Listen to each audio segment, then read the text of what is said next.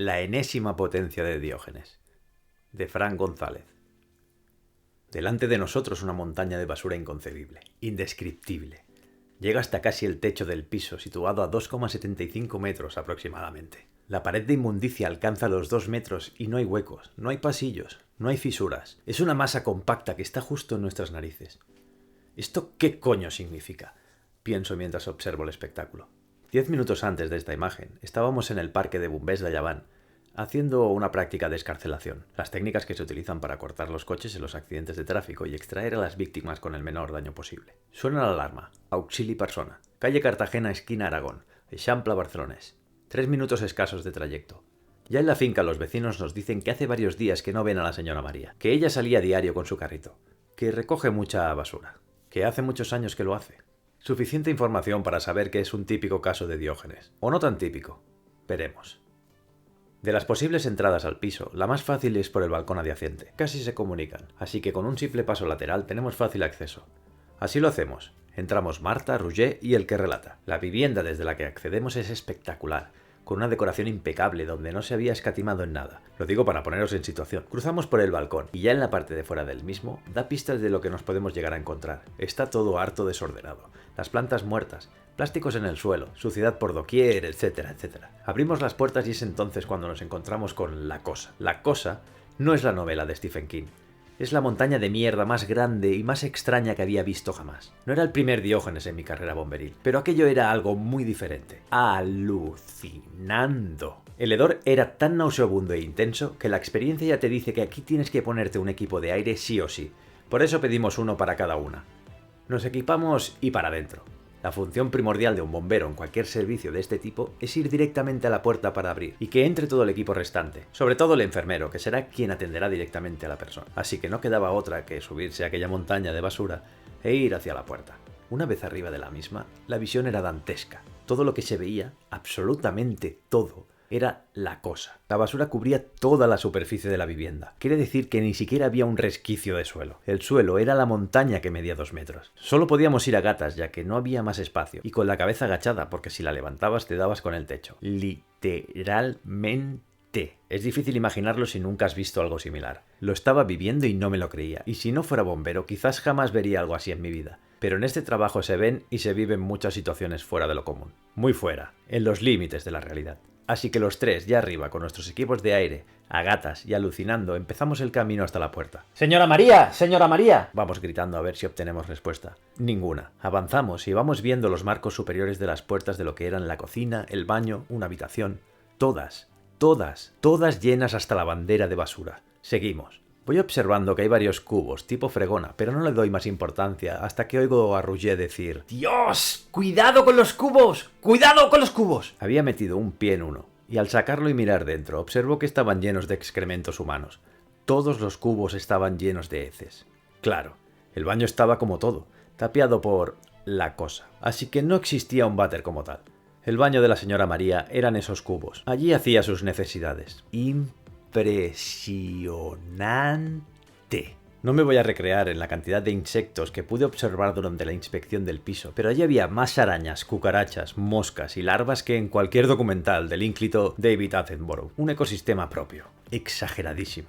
Por la emisora el mando al cargo nos preguntaba que si todo va bien, que por qué tardamos tanto. Como el caporal normalmente está en la puerta o en el piso de al lado, pues suelen estar los vecinos por alrededor. Y entonces tienes que ser cuidadoso con lo que dices por la emisora, ya que se oye todo. Sí, Josep, está todo bien, pero el servicio es algo complicado y vamos a necesitar mucho más tiempo de lo normal. De momento no vemos a María, le comunicamos. Seguimos avanzando hacia la puerta y sin señales de ella. Después de haber recorrido toda la vivienda y sin rastro de la señora María, por fin llegamos los tres a la puerta. ¿Cuál fue nuestra sorpresa? Que nos la encontramos igual que el resto del piso, tapiada hasta la mirilla. Imposible intentar abrirla. Imposible. Le comunicamos al mando que hemos llegado a la puerta, hemos rastreado todo el piso y que no la hemos encontrado, que lo más probable es que estuviera en otro lugar. Nos dice que intentemos abrir la puerta para dar paso al resto del equipo. Le comunicamos que eso va a ser complicadísimo ya que está absolutamente trabada por detrás y que limpiarlo va a llevar un rato largo. El caporal no imaginaba la cantidad de mierda que había detrás. Podía intuir algo, pero no lo que realmente era. Nos dijo que lo intentáramos, que no había tanta urgencia y que fuéramos comunicando. En este momento de la narración, imaginaos cómo se podía desbloquear esa puerta. Hay dos alternativas. 1. reventando y rompiendo la puerta desde fuera, descartada en este caso porque el piso quedaría sin puerta directamente. 2. Retirando la basura que está inmediatamente detrás y llevándola a otra parte del piso, contando que todo el piso está lleno hasta la bandera. Así que, complicado no.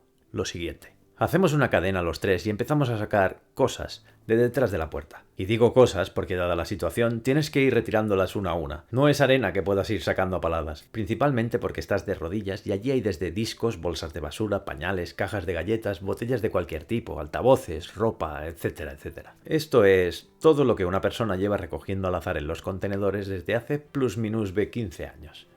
Piénsalo un rato, por favor. Llevábamos ya 20 minutos en la faena y ni de lejos habíamos llegado a la cerradura. El agobio era del tamaño de la Vía Láctea, porque trabajar en esas circunstancias, con el calor que da el traje de bombero y encima con la botella de oxígeno en la espalda, es demasiado. El caporal nos vuelve a requerir. «¡Seguimos en ello!», le decimos. «Pero que sepáis que para despejar completamente esta puerta y poder abrirla vamos a tardar 1 hora mínimo, si no más». Nosotros seguimos con nuestra incómoda cadena llevando la mierda de detrás de la puerta al techo del pasillo y de las otras habitaciones. Lento no, lentísimo. Y cuando ya empezábamos a estar cansados porque no veíamos un final, Roger, que es quien estaba justo detrás de la puerta, suelta un «¡Está aquí!». Efectivamente, justo allí, detrás de una caja de zapatos, apareció una mano, la blanquecina e inerte mano de María. Todo el cuerpo seguía sepultado en la inmundicia.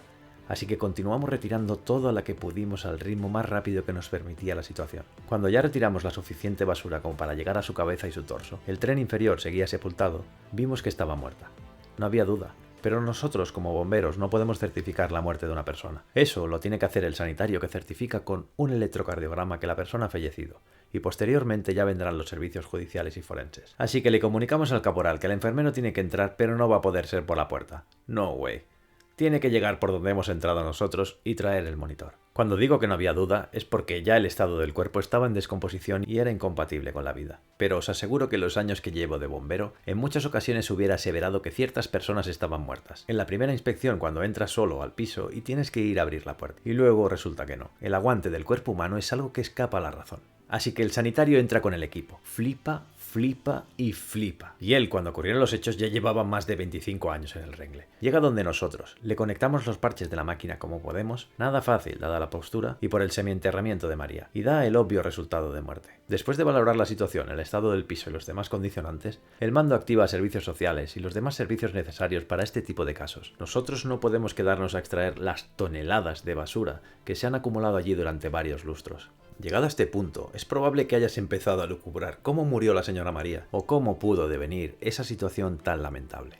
Te voy a dar mi propia versión después de mucho darle vueltas. La señora María hacía ya muchos años que bajaba cada día a la calle con su carrito y recogía basura de los contenedores. En algún momento pretérito se le desencadenó la enfermedad que provoca el síndrome de Diógenes y empezó a acumular enseres. Poco a poco, día tras día, fue llenando de basura un piso de 100 metros cuadrados, llegando a acumular toneladas y toneladas, como bien habéis leído. La señora María no tiene familiares que cuidaran de ella ni ningún tipo de asistente, así que en aquel piso jamás entraba nadie que pudiera dar la voz de alarma. Y los vecinos muchas veces ni imaginan lo que puede ocurrir allí. Así pasaron los años, y fue colmando absolutamente todo el piso hasta el techo, llegando incluso a tapiar el baño y acabar haciendo sus necesidades en cubos de basura. Pero claro, ella salía cada mañana, por lo tanto la puerta estaba liberada y allí tenía su carrito esperándole. Empezó a vivir encima de la inmundicia, durante años sin duda, y dejaba la puerta liberada para salir a diario. ¿Qué pasó? Pasó que un día, al bajar de la montaña de mierda en la que vivía para salir a la calle y hacer su rutina diaria, la montaña se desmoronó y le cayó encima, atrapándola contra la puerta. Si eso le pasa a una persona joven o de mediana edad, de allí sale seguro. Pero ella ya tenía más de 80 años y las fuerzas muy justas, demasiado justas. Pensé mucho tiempo en lo que le pudo pasar y cómo pudo morir, pero estoy casi convencido que ella no falleció al instante. Lo que la sepultaba no era tan sólido y dejaba muchísimo aire para respirar. Algunos dijeron que igual le dio un paro cardíaco y cayó arrastrando la basura. Ojalá así fuera. Para mí, o murió deshidratada, o de hambre, o de pena. Como muere mucha gente cuando hay derrumbes en terremotos y no fallecen al momento. No voy a disertar sobre eso, pero pensarlo un poco y os haréis a la idea. Es muy duro. Encontrarte una anciana viviendo así en medio de un barrio de Barcelona es algo que no te deja indiferente. Pensar cómo acumuló basura durante tantos y tantos años y que nadie interviniera, hasta llegar al punto de hacer sus propias necesidades en cubos, habla del nivel de deshumanización al que estamos llegando en las ciudades de este siglo XXI. Terroríficos los monstruos que se están creando, ni la más mínima conciencia de quien vive al lado tuyo. Cemento generador de depresiones, ansiedades y desigualdades sin límite. Ojalá podamos vivir un cambio en breve. Ojalá.